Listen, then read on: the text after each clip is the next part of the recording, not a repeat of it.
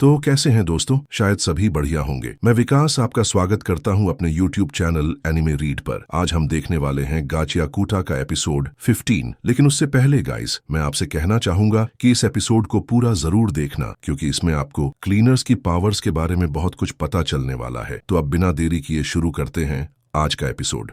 Episode की शुरुआत में रुडो बोलता है, अब हम कहाँ जा रहे हैं? तब इंजन कहता है, हम हेडक्वार्टर में पीछे वाले दरवाजे से जाने वाले हैं। फिर वह अपने छाते पर एक बटन दबाता है और एक गेट खुल जाता है। इंजन कहता है, मैं सोच रहा हूं कि आखिर पेस्ट्स ने क्लीनर्स को कैसे ढूंढ लिया। तभी सीन बदलता है और हम एक आदमी को देखते हैं जो लॉन्चर गन लिए खड़ा है। वह लॉन्चर सीधे क्लीनर्स के हेडक्वार्टर पर चला देता है। बैकग्राउंड में इंजन की आवाज आती है। वे लोग लुटेरों का एक ग्रुप हैं जिन्हें पेस्ट्स कहा जाता है। फिर एक आदमी चिल्लाकर कहता है, हम यहाँ उस ऊपर वाले लड़के को पकड़ने आए हैं, इसलिए तुम क्लीनर्स बीच में आने की कोशिश भी मत करना। सीन रूडो पर आता है। वह कहता है, तो चलो हम भी सबकी मदद करते हैं। इंजन जवाब देता है, अरे हम अभी अभी फॉरबिडन जोन से आए हैं, अब मेरा मन बिल्कुल भी लड़ाई का नहीं है। सीन कट होता है और बाहर दिखता है। एक आदमी चिल्लाता है, अगर तुम अपना हेडक्वार्टर बचाना चाहते हो तो हमें वो ऊपर वाला लड़का दे दो, वरना हम इस जगह को बर्बाद कर देंगे। तभी माइक से सेम्यू की आवाज आती है, मैं हैरान हूँ, मैंने सोचा नहीं था कि पेस्ट्स भी सौदेबाजी करेंगे।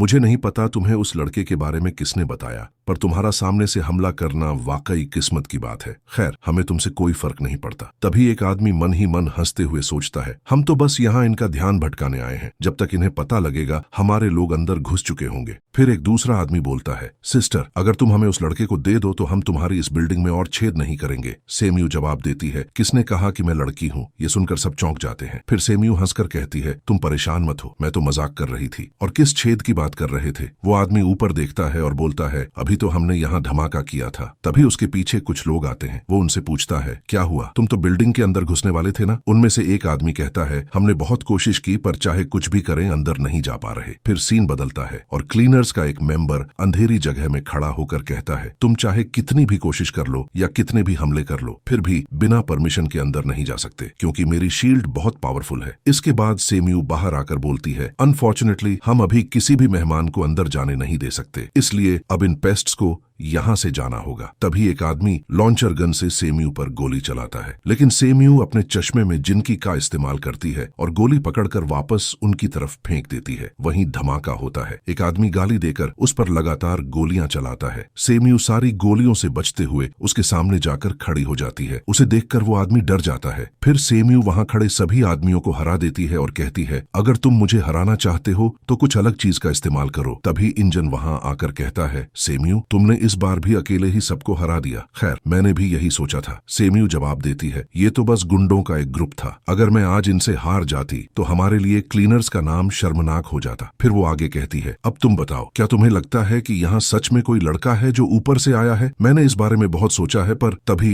इंजन बोलता है, लगता है समय आ गया है, अब कुछ शुरू होने वाला है, एक तूफान आने वाला है। इसके बाद एक और आदमी दिखता है जो कहता है, लगता है अब मुझे जाना पड़ेगा। फिर सीन चेंज होता है और हमें किसी जगह पर एक आदमी दिखाया जाता है और वो किसी से बोलता है, मेरा नाम वो इतना जरूरी नहीं है, मैं तो बस एक बूढ़ा आदमी हूँ जिसे स्टाइलिश चीजें पसंद है, और इस रेस्टोरेंट में सभी चीजें स्टाइलिश हैं, जैसे स्टाइलिश खाना, स्टाइलिश वर्कर और मेरे जैसे स्टाइलिश बालों वाले कस्टमर। मुझे इस जगह आकर बहुत शांति मिलती है। तभी उसके पास बैठा एक आदमी बोलता है, लो, और कस्टमर भी आ गए। तो दोस्तों, वो कस्टमर होते हैं इंजन, जांका, रियू, रूडो और कुछ सपोर्ट्स। तब वो आदमी उन्हें देखकर बोलता है, इस स्टाइलिश जगह पर बस ये क्लीनर है जो कि बिल्कुल भी स्टाइलिश नहीं है। लगता है ये सारे गिवर हैं। ये लोग जो एक ही चीज को संभाल कर रखते हैं वो दिखने में बहुत डरावने होते हैं। जरा उस टैटू वाले आदमी को तो देखो, उसकी आंखें कितनी डरावनी हैं, और वो मासूम दिखने वाला लड़का, उसकी आंखें भी बिल्कुल वैसी ही हैं, और इस प्यारी लड़की की आंखें भी डरावनी हैं। तब रियू बोलती है, रूडो, माफ करना, मैंने गलती से तुम्हारी ड्रिंक पी ली। तब रूडो बोलता है, कोई बात नहीं। और तभी रूडो उस आदमी की तरफ देखता है और वो आदमी बहुत डर जाता है और बोलता है, इस बच्चे की आंखें कितनी गंदी हैं, इसे देखकर लगता है जैसे इसकी आंखों की नस फट चुकी है। तो उन बीस्ट को मारने वाले ऐसे ही दिखते हैं। फिर वो आदमी डर कर उस रेस्टोरेंट से चला जाता है। तब रूडो बोलता है, तुम क्या कर रहे हो? अभी थोड़ी देर पहले ही हम पर हमला हुआ था। तब इंजन बोलता है, तुम उसके बारे में मत सोचो, हमारे लिए अच्छा यही होगा कि हम कुछ देर आराम कर लें। फिर रियू बोलती है, हाँ, वैसे भी हम अभी तो काम करके लौटे हैं। तब जांका बोलता है, अब सब चुप रहो और खाओ। फिर ग्रीस बोलता है, रूडो मैं समझ सकता हूँ कि तुम क्या कहना चाहते हो, लेकिन तुम नहीं जानते, जब तक हम साथ बैठकर खाना खा रहे हैं तब तक सब ठीक है, और वैसे भी ये हमला आज पहली बार नहीं हुआ। फिर इंजन बोलता है, ऐसे बहुत से लोग हैं जो हम जैसे लोगों को नीचे गिराना चाहते हैं। तब रूडो बोलता है, और क्या हर बार सेम्यू ही उनसे लड़ती है? तब इंजन बोलता है, यस, बिना किसी अनोखी चीज या ताकत के सेम्यू को हराना बहुत मुश्किल है। तब रूडो बोलता है, अगर सेम्यू इतनी ताकतवर है तो वो सिर्फ एक रिसेप्शनिस्ट क्यों है? फिर रियू बोलती है, सेम्यू के ग्लासेस की ताकत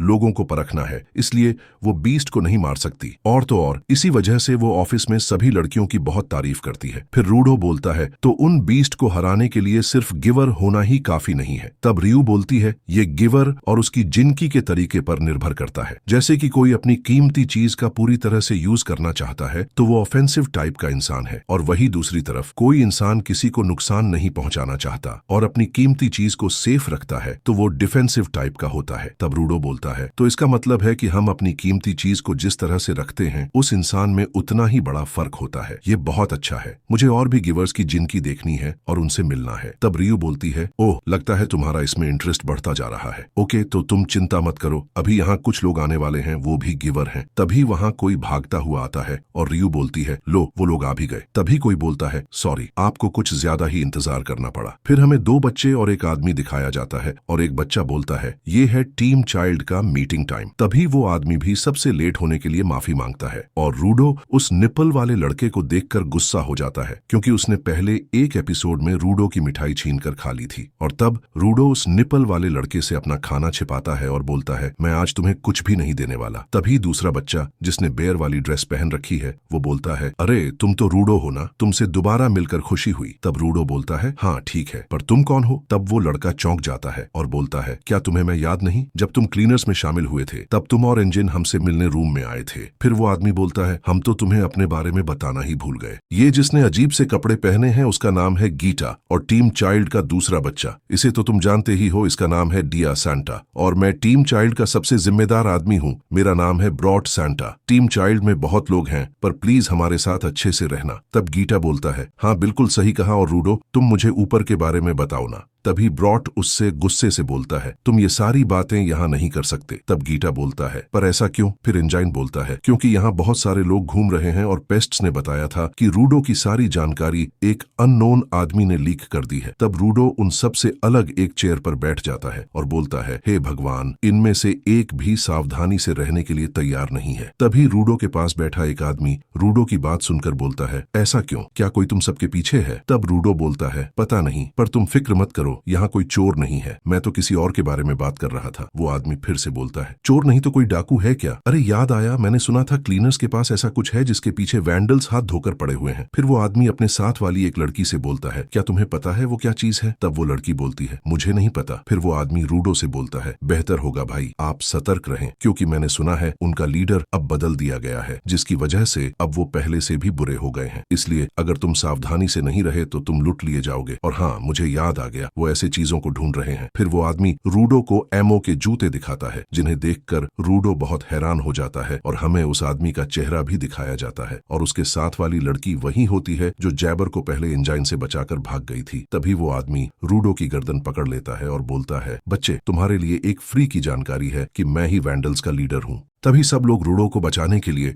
उस लीडर पर हमला करने की कोशिश करते हैं और रूडो भी अपना गला छुड़ाकर उसे पंच मारता है, लेकिन वो आदमी पंच से बच जाता है और तभी वो लड़की उसके पीछे एक पोर्टल खोल देती है। फिर वो आदमी रूडो का हाथ पकड़कर पोर्टल में चला जाता है। तभी इंजन और बाकी सभी लोग रूडो के पैर पकड़कर उसके साथ पोर्टल के अंदर चले जाते हैं। वो लड़की हंसते हुए कहती है, तो हमने आखिरकार क्लीनर्स को पकड़ ही लिया। इसके बाद हम ग्रीस और 2 स्पॉट्स को देखते हैं। तब ग्रीस कहता है, हमें आने में देर हो गई।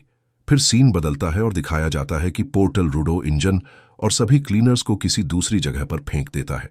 इंजन उठते हुए कहता है, अरे यार, कम से कम हमें ठीक से खाना तो खाने देते, अभी तो हमने मिठाई भी नहीं खाई थी, मुझे बहुत भूख लगी है। तब झांका कहता है, वैसे हम कहाँ हैं और क्या स्पोर्ट्स यहाँ नहीं आए? रियू बोलती है, बहुत बढ़िया पावर है ये, हमारे बहुत काम आ सकती है। फिर हम देखते हैं कि रूडो बहुत गुस्से में है और कहता है उसने अम्मू के साथ किया क्या। रूडो की ये बात सुनकर इंजन चौंक जाता है और अचानक बहुत गंभीर हो जाता है। बाकी सब भी गुस्से में आ जाते हैं। तभी हमें वेंडल्स की पर्पल लाइट दिखाई देती है। फिर सीन में वेंडल्स के कई मेंबर दिखाए जाते हैं। अब वेंडल्स और क्लीनर्स आमने सामने खड़े हैं। तो दोस्तों, अब क्लीनर्स और वेंडल्स आमने सामने खड़े हैं।